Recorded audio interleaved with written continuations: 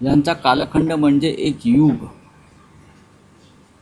लता दिदी गेल्या, आता आशाताई गेल्या, एका महान युगाचा अंत झाला.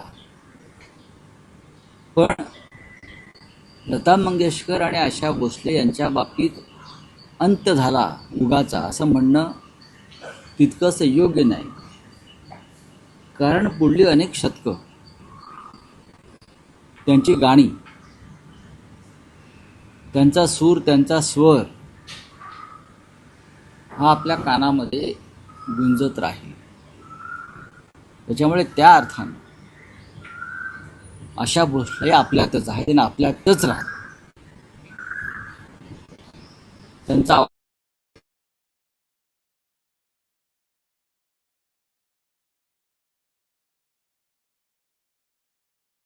आणि त्यांनी या क्षेत्राला दिलेलं योगदान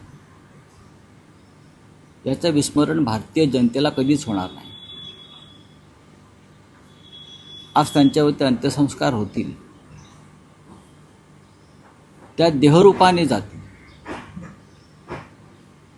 पण त्यांचे स्वर आपल्या भोवती सतत गुंजत राहतील. तुमची एखादी काही आठवण किंवा एखादा खूप आहेत त्यांच्यासोबत? त्यांच्या अनेकदा भेटीगाठी झालेल्या आहेत, अनेकदा दूरध्वनीवरून चर्चा झाली. काही दिवसापूर्वी त्यांनी माझ्याकडे एका मराठी निर्मात्याला आल्या स्क्रिप्ट मला वाचण्यासाठी पाठवलं होतं आणि त्याच्यावरती आम्ही चर्चाही करणार होतो. अनेक गोष्टी असतात आपल्या जीवनाचा. तो एक आशा भोसले आणि लता मंगेशकर किंवा मंगेशकर कुटुंब हे महाराष्ट्रीय जीवनाचा, देशाच्या तर आहेतच, पण आम्ही खास करून मराठी महाराष्ट्रीय जीवनाचा एक तो भाग आहे. तो कधीच दूर होणार नाही. अशा त्यांचं वेगळे पण कोणतं आपल्याला त्यांच्यातली दिलखुलास हसरं व्यक्तिमत्व. आयुष्यामध्ये त्यांनी प्रचंड कष्ट घेतले, संघर्ष केला, त्यांच्या जीवनामध्ये ताणतणाव आले, पण त्यांच्या चेहऱ्यावरचं हास्य आणि त्यांचा तो मजाकिया अंदाज याला कधी आपल्यापासून त्यांनी दूर केलं नाही. आणि माणसाचं हेच वैशिष्ट्य असतं कलाकाराचं, की त्यांच्या मनातली वादळं ते चेहऱ्यावरती, कलेमध्ये, स्वरात आणि सुरात कधी आणत नाही. आशाताईंचं तसं होतं. रावसाहेब, राजकारणातला विषय आहे. भले बारामतीची पोटनिवडणूक बिनविरोध झाली नसली तरी कालपासून सुनेत्राताई पवारांनी आपला प्रचार सुरू केला आहे. त्यांच्या प्रचाराच्या एका सोशल मीडियावर पोस्टर जे होते त्यात सुरुवातीला शरद पवारांचा फोटो आपल्याला पाहायला मिळाला, नंतर लगेचच तो हटवण्यात आला. तुम्ही म्हणत होतात की कौटुंबिक पाठिंबा आहे पण राजकीय नाही. सुप्रिया सुळेंनाही प्रचारासाठी बोलवलं जातं आहे. एकूण त्याबद्दल काय? नाही, शरद पवारांच्या अस्तित्वाशिवाय बारामती आहे का? तुम्ही किती मोठे झाला असाल, अजितदादा असतील, सुनेत्रा पवार असतील, त्यांचे चिरंजीव असतील, तुम्ही आज राजकारणामध्ये पवार म्हणून उभे आहात ते शरद पवारांमुळे आहात. याचा विसर पडता कामा नये. तुम्ही कोण आहात का आम्ही कोण आहोत? आम्ही सगळे आहोत ते ठाकरे या नावामुळे आहोत. आणि ठाकरे या नावाला वैभव आणि गौरव हा बाळासाहेब ठाकरेंनी निर्माण करून दिला. तेच नसतं तर आम्ही काय? तुमचं आडनाव पवार आहे किंवा तुमचं आडनाव अमुक अमुक आहे, तुमचं आडनाव देशमुख आहे, नाही. तुमच्या पूर्वसुरींनी ज्या या नावाला जे वलय निर्माण केलं, जे ताकद निर्माण केली, बारामती म्हणजे शरद पवार, हे लक्षात घ्या.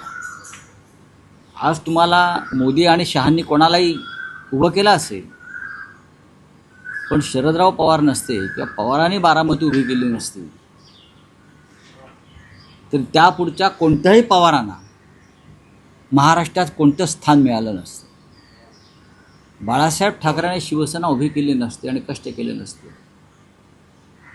तर आम्हाला सगळ्यांना या राज्यामध्ये काहीच करता आलं नसतं. त्याच्यामुळे माणसानं किमान कृतज्ञता ही ठेवायलाच हवी राजकारणात. आणि शरद पवारांची पुन्हा आहे ना पाठीशी. किती नाही म्हटलं, तुम्ही किती टाळलं किंवा टाळण्याचा प्रयत्न केला तरी पवारसाहेबांची पुण्याई आहेच ना. निवडणुकीमध्ये जय पराभव होत असतात. पण पवार म्हणजे शरद पवार, पवार म्हणजे दुसरं कोणी नाही. बरं, त्यांचीच पुण्याई आहे बारामतीसह सर्वत्र. सुप्रिया सुळेंनी त्यांचा प्रचार करण्यावरती आपण कसं पाहता? आपण नाही, बघा, त्यांचा हा कौटुंबिक विषय आहे आणि हे फक्त एका निवडणुकीपुरता आहे. पुढल्या निवडणुकीला बिनविरोध होणार नाही. ही निवडणूक आपण अजितदादांना श्रद्धांजली म्हणून त्याकडे पाहिलं पाहिजे. अजितदादांचं सीएम पदाचं स्वप्न सुनेत्राताई पूर्ण करणार असं आदिती तटकरे म्हणतात. त्यासोबतच भुजबळ म्हणतात की आता फक्त एकच स्टेप राहिली सीएम पदात. चांगली गोष्ट आहे. अजितदादांना मुख्यमंत्री होता आलं नाही. सुनेत्राताई पवारांना जर भारतीय जनता पक्ष मुख्यमंत्री करणार असतील तर ते भारतीय जनता पक्षाच्या मनाचा मोठेपणा आहे. देवेंद्रजी बहुतेक त्यांचा वारसदार म्हणून दिल्लीत जाण्याआधी एकनाथ शिंदेपेक्षा सुनेत्रा पवारांची निवड करतात की काय असं यांच्या बोलण्यातून मला जाणवत आहे. साहेब, आणखी एक विषय होता की पंतप्रधान नरेंद्र मोदी यांनी महिलांसंदर्भात एक जी संकल्पना मांडली आहे त्याला तुमच्या पक्षाच्या माजी खासदार प्रियांका चतुर्वेदी यांनी मिस कॉल देऊन पाठिंबा दिलेला आहे. भाजप नेत्या महाराष्ट्रातल्या त्यांच्या आमदार चित्रा वाघ यांनी पुष्पगुच्छ देऊन त्यांचं अभिनंदन माझ्याकडे माहिती नाही. फोटो आलेले. माझ्याकडे त्या संदर्भात काहीच माहिती नाही आहे. नंबर एक, आमच्या पक्षाची ध्येय धोरणं जी आहे राष्ट्रीय स्तरावरची सुद्धा हे माननीय उद्धव ठाकरे यांच्या नेतृत्वाखाली आम्ही ठरवतो आणि या संदर्भात उद्धवशी चर्चा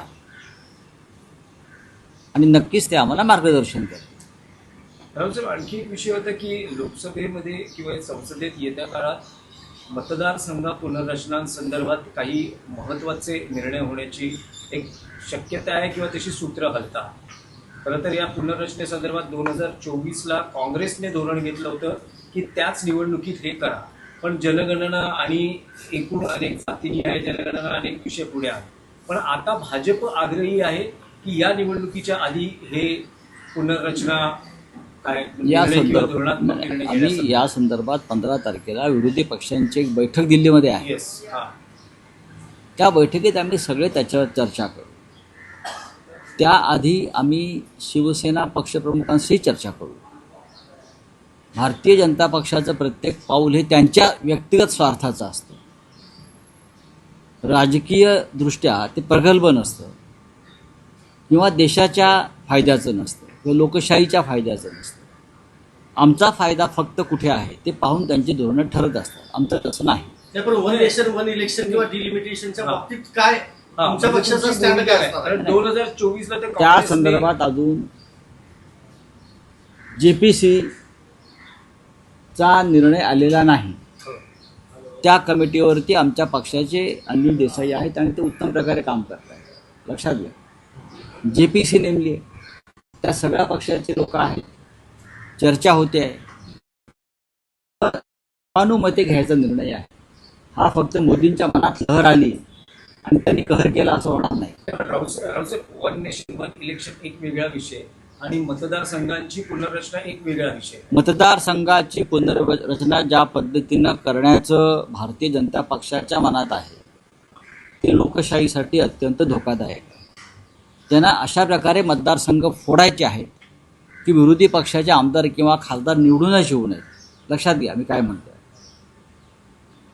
आणि निवडणूक आयोग जो आहे सध्या त्यांच्या ताटाखालचं मांजर झालेला, त्याच्या मदतीनं भारतीय जनता पक्ष अंधाधुंद पद्धतीनं मतदारसंघ तोडणार फोडणार.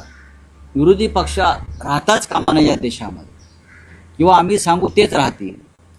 त्या पद्धतीनं त्यांची मतदारसंघाची रचना करण्याचं त्यांचं डॉक्युमेंट्स तयार झालेले. आम्ही ते होऊ देणार नाही. जनगणने आधी होणाऱ्या या मतदारसंघ पुनर्रचनेला शिवसेना उद्धव बाळासाहेब ठाकरे पक्षाचा पूर्ण विरोध असेल. बघा, पूर्ण विरोध हा तुमचा शब्द आहे. या संदर्भात सर्वपक्षीय चर्चा झाल्या पाहिजेत, सर्वपक्षीय समिती नेमली पाहिजे. भारतीय जनता पक्षाचे किंवा त्यांची जी पोरं जी पिल्लं आहेत इतर मित्रपक्ष, फक्त त्यांच्या सोयीसाठी मतदारसंघ तुटले जाणार नाहीत, अजिबात नाही. मतदारसंघाची पुनर्रचना चर्चेनुसारच व्हायला पाहिजे. माझे मतदारसंघ जे आहेत ते मी माझ्या पद्धतीनं करून घेईन असं चालणार नाही. रावसाहेब, राज्यात महिला आणि मुलींच्या सुरक्षेचा प्रश्न ऐरणीवर आलाय का? कारण अहिल्यानगरमधल्या घटनेला 1 महिना होत नाही, ऍसिड हल्ल्यातला आरोपी अजूनही फरार आहे. अशातच पंढरपूरमध्ये एका तरुणीवरती ऍसिड हल्ला होतोय. ई-केवायसी साठी 2 महिलांना गैरवर्तन केलं आणि जातं. बरोबर आहे, हे एका जिल्ह्यात तालुक्यातले विषय आहेत. कधीतरी हे प्रश्न तुम्ही राज्याच्या गृहमंत्र्यांना विचारा. बोलिए क्या है. नहीं, आशा दीदी का स्वर्गवास हुआ है, देह से चली गई, लेकिन उनका स्वर, उनका सुर, उनका आवाज़ अमर है. वो हमारे साथ हमेशा रहेगा. एक युग का अंत हुआ ऐसा मैं नहीं कहूँगा, युग तो था, लेकिन उनके गाने, उनका संगीत हमेशा हमारे साथ रहेगा और उनका अंत कभी नहीं होगा. आपने कुछ बताया था कि आशा जी आपका अंकल का नहीं, हमेशा आशा जी का और ठाकरे परिवार का हमेशा एक रिश्ता रहा, हम सबसे उनका रिश्ता रहा. आपकी बातचीत हमेशा हमारी उनसे बातचीत होती रहती थी. उनको पढ़ने का बहुत शौक़ था, उनको राजनेताओं से बात करने का भी शौक़ था, तो हमेशा बातचीत होती रहती. तो डिमिनेशन पे ये मोदी डिमिनेशन पे जो है इस तरह की महिलाओं की राजनीति की जा रही है, इसको क्या कहते हैं? देखिए, ये जो राजनीति चल रही है डिलिमिटेशन और महिला आरक्षण के बारे में, ये एक तरफा हो रहा है. मोदी जी को लगता है कि कोई अकेला महिला आरक्षण के मसीहा है, ऐसा नहीं है. सबसे पहले महिला आरक्षण की नींव रखी महाराष्ट्र में शरद पवार साहब ने, आपको पता होगा. यहाँ महाराष्ट्र में महिला आरक्षण शुरू हो गया सबसे पहले राजनीति में. दूसरी बात है डिलिमिटेशन. अगर आपको लोकसभा या विधानसभा में जिस तरह से आपको विधानसभा और लोकसभा के क्षेत्र आप तोड़ने जा रहे हो, आपको सबको विश्वास में लेना पड़ेगा. आप अगर उस तरह से पुनर्रचना करोगे कि विपक्ष का कोई सुनकर ना आए, तो ये लोकतंत्र के लिए और देश के लिए सबसे बड़ा घातक, भयंकर स्टेप होगा. सर, विपक्ष की इस बारे में कोई है कि रणनीति है? नहीं, हमारी कल मीटिंग है 15 तारीख को खरगे जी के नेतृत्व में, मल्लिकार्जुन खरगे जी के नेतृत्व में, जहां राहुल जी भी उपस्थित रहेंगे. या बातमीसोबतच राजकीय आढावामध्ये इथेच थांबतोय. अशाच महत्त्वाच्या बातम्यांसाठी पाहत राहा न्यूज मराठी 24/7. नवा भारत, नवा विचार.